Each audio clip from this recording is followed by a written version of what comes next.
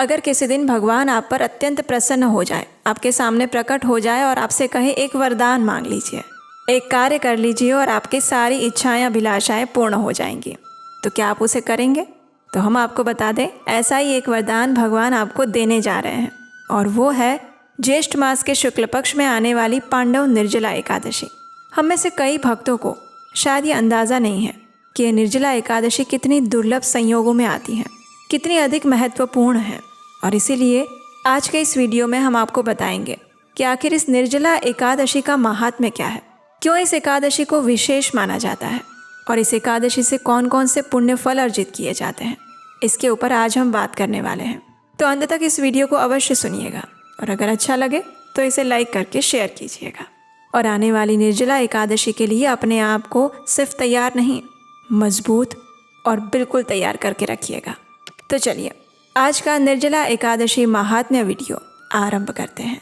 एकादशी के विषय में गर्ग संहिता माधुर्य खंड अध्याय 8 श्लोक संख्या 41 और 42 में कहा गया है, अश्वमेघ सहस्राणि राजसूय शतानि च एकादशी उपवासस्य कलाम्नार्हन्ति षोडशीं दश वै मातृके पक्षे तथा वै दश पैतृके प्रियाया दश पक्षे तु पुरुषान उद्धरे नरः।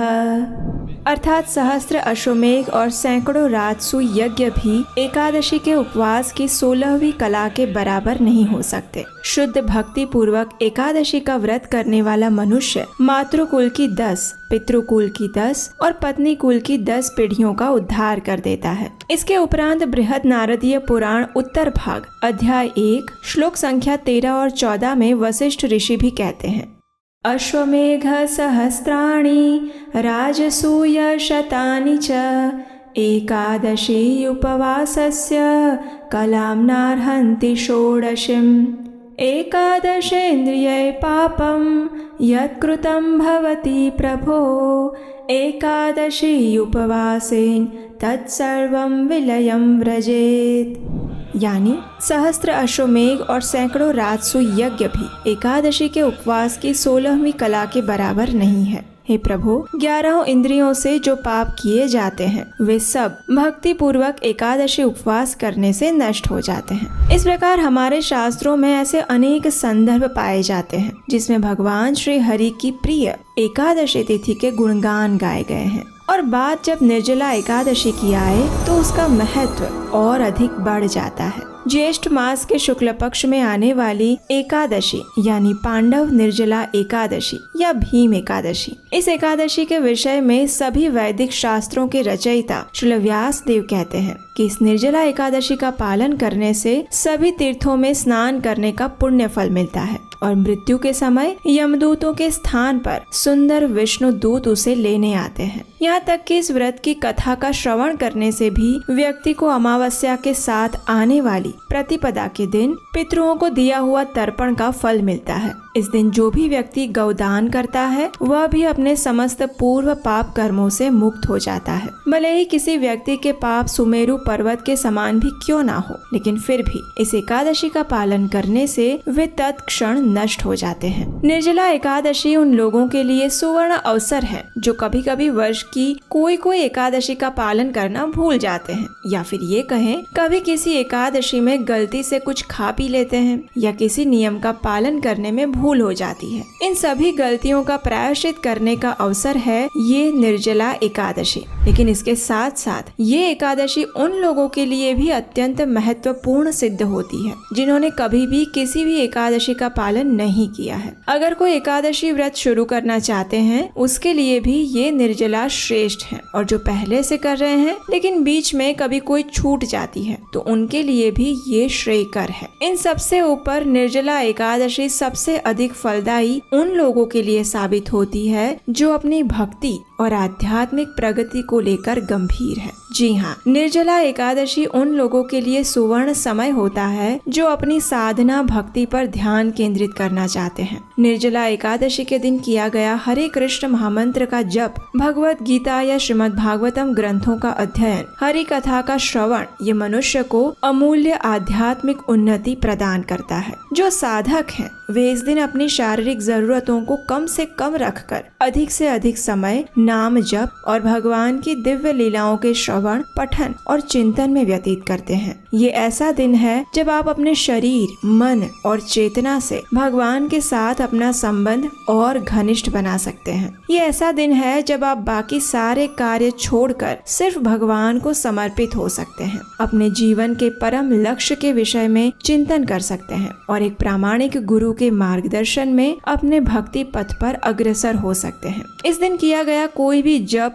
तप, दान और पुण्य कर्म मनुष्य को 1000 गुना अधिक फल प्रदान करता है। निर्जला एकादशी करने का ये तो था आध्यात्मिक लाभ, लेकिन इसके साथ साथ ये निर्जला एकादशी मनुष्य को शारीरिक सुख की भी प्राप्ति करवाती है। कैसे? तो देखिए, आयुर्वेद में बताए गए अनुसार व्यक्ति का स्वस्थ शरीर उसकी सबसे बड़ी संपत्ति होता है। अगर शरीर स्वस्थ है तो आर्थिक धन उपार्जन सरलता से हो सकता है। और हमारी वैदिक संस्कृति की महानता यही है कि उसमें धर्म और अध्यात्म को भी विज्ञान के साथ जोड़ा गया है। इसलिए उपवास करने से हमारे शरीर के पाचन तंत्र को कुछ समय का विश्राम मिलता है और शरीर पुनः अपनी ऊर्जा संचित करके सुचारू रूप से कार्यान्वित होने के लिए फिर एक बार तैयार हो जाता है। उपवास से शरीर के वायवीय और आकाशीय गुणों में वृद्धि होती है। इससे कफ वृद्धि से उत्पन्न और मांस मेद वृद्धि जनित रोगों का भी उपचार होता है। शरीर के स्त्रोतों में स्थित मल नष्ट होता है और रक्त में बढ़ी हुई शर्करा की मात्रा भी कम हो जाती है। जोड़ों का दर्द कम होता है और सही तरीके से उपवास करने से संक्रमण जनित बीमारियों को भी ठीक करने में सहायता मिलती है। इससे हमारी रोग प्रतिकारक शक्ति बढ़ती है और निराशा, चिंता, उन्माद जैसी मानसिक बीमारियों में ये उपवास अत्यंत लाभकारी सिद्ध होता है। अब बात करते हैं मानसिक लाभ की। जब आप निर्जला एकादशी के दिन संपूर्ण उपवास का पालन करते हैं तो जाने अनजाने में ही आपकी मानसिक चेतना सतोगुण में रहती है। इससे आपके अंदर काम, क्रोध, मोह, ईर्ष्या, अहंकार इत्यादि अनर्थों का प्रभाव कम हो जाता है और उनके प्रभाव कम होने से आपका मन अपने आप ही शांत और स्थिर हो जाता है। बाह्य आकर्षणों से दूर रहने के कारण मन स्वाभाविक रूप से ही भगवान श्री कृष्ण के प्रति आकृष्ट होता है, क्योंकि यही हमारा वास्तविक स्वभाव है। और इस प्रकार निर्जला एकादशी हमारे शरीर, मन और आध्यात्मिक प्रगति इन तीनों के लिए लाभदायी है। अब देखिए, कौन ऐसा व्यक्ति है जो धनी बनना नहीं चाहता, है ना? लेकिन क्या आप जानते हैं, धन या संपत्ति 2 प्रकार के होते हैं। एक होता है भौतिक धन और दूसरा होता है आध्यात्मिक धन। भौतिक धन क्षणिक होता है और वो तब तक आपके लिए आवश्यक होता है जब तक आप इस भौतिक शरीर में रहते हैं। लेकिन आध्यात्मिक धन शाश्वत समय तक आपके साथ रहता है।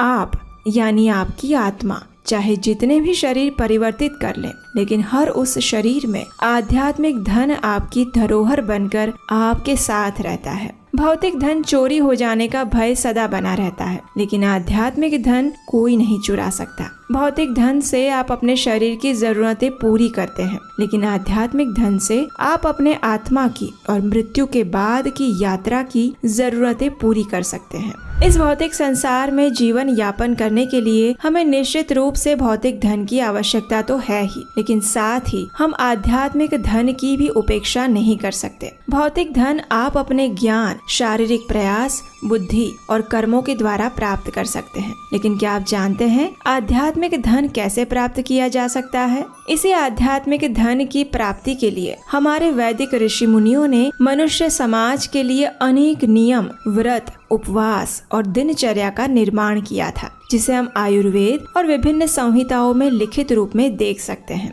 और ऐसा ही एक व्रत है ये निर्जला एकादशी, जब आप अपनी क्षमता अनुसार अधिक से अधिक आध्यात्मिक धन एकत्रित कर सकते हैं। तो आइए इस निर्जला एकादशी के महा महोत्सव को और अधिक विशेष बनाते हैं और तैयारी करते हैं इसके एक निष्ठ पालन की। तो जरा सोचिए कैसा हो अगर हर एकादशी से पहले आपके व्हाट्सएप पर एक पर्सनल मैसेज आए जिसमें बताया गया हो कि आपके शहर के अनुसार किस दिन किस समय आपको एकादशी रखनी है और पारण कब करना है। यही है हमारी एकादशी स्पेशल व्हाट्सएप ग्रुप की विशेषता। हर एकादशी का सटीक दिन, पारण समय आपके स्थान के अनुसार। और हाँ, आप पर्सनली भी हमें मैसेज करके अपना कोई भी प्रश्न पूछ सकते हैं। और अगर आप इस ग्रुप में जुड़ते हैं तो इसके साथ आपको मिलेगी एकादशी संपूर्ण मार्गदर्शिका ई-बुक बिल्कुल फ्री, जिसमें वर्ष की सभी 24 एकादशियों की कथा, व्रत विधि, पारण समय सब कुछ एक जगह मिलेगा। और सबसे बड़ा ऑफर हम आपको दे रहे हैं इस निर्जला एकादशी पर। इस ग्रुप का एक्सेस और आप बुक डाउनलोड कर सकते हैं। आज इस समय वो आपको मिल रहा है सिर्फ 299 रुपये में। तो जल्दी करें, सारी इन्फॉर्मेशन नीचे डिस्क्रिप्शन बॉक्स में दी गई है। हरे कृष्णा।